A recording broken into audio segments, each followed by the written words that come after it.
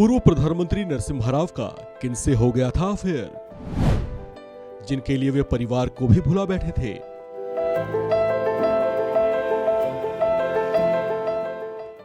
देश के पूर्व प्रधानमंत्री पीवी नरसिम्हा राव, जो 1991 से 1996 तक देश के प्रधानमंत्री रहे, जिनके शासनकाल को कई बड़े बदलावों और देश की तस्वीर और तकदीर बदलने वाला काल माना जाता है, और जिन्होंने उदारीकरण के जरिए देश की आर्थिक तरक्की को रफ्तार दी थी।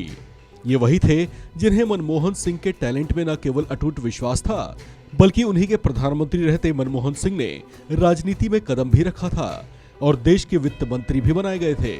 हालांकि नरसिम्हा राव राजनीति के क्षेत्र में जितने सधे हुए और व्यवस्थित माने जाते थे, उनका निजी जीवन उतना ही उथल पुथल से भरा हुआ था। इसके लिए कारण भी वे खुद ही थे। दरअसल 3 बेटों और 5 बेटियों वाला भरा पूरा परिवार होने के बावजूद वे किसी के प्यार में इस कदर दीवाने हो गए थे कि परिवार को ही भुला बैठे थे। इन्हें लक्ष्मी कांतम्मा से इश्क हो गया था। इनकी वजह से वे अपने परिवार से धीरे धीरे इतना दूर होते चले गए कि 7 रेस कोर्स प्रधानमंत्री आवास में उनके सबसे छोटे बेटे प्रभाकर राव को छोड़कर उनसे परिवार का कोई और नहीं मिल सकता था। वे अपने ही बेटों से इतने दूर हो गए थे कि उन्होंने ये आदेश तक दे दिया था कि प्रधानमंत्री आवास में उनके दूसरे बेटे राजेश्वर राव अकेले नहीं दिखने चाहिए।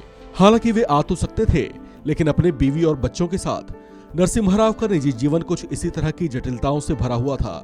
कारण था उनका वो अफेयर जिससे वे जुदा नहीं रह सकते थे।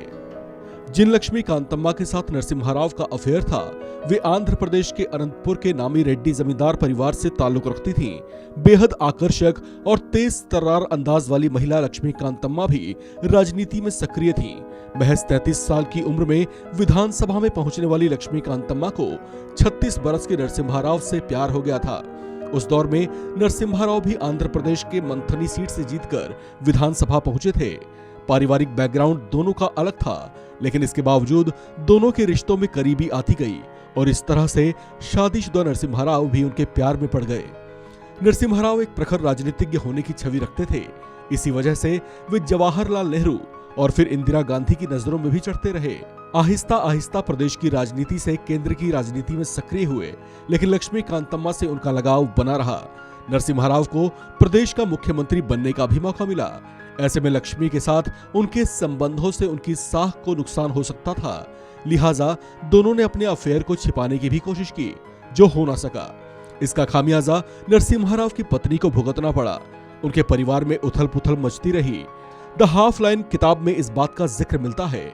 विजय सीतापति ने अपनी इस किताब में राव की निजी जिंदगी के बारे में कई राज खोले हैं।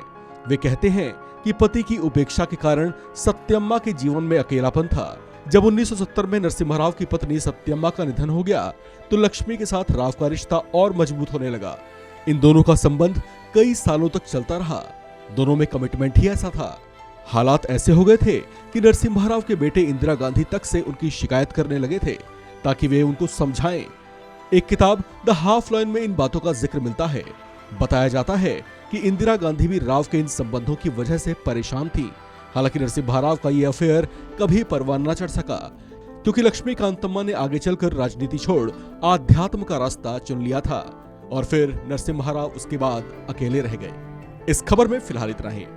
बाकी अपडेट्स के लिए बने रहिए वन इंडिया हिंदी के साथ।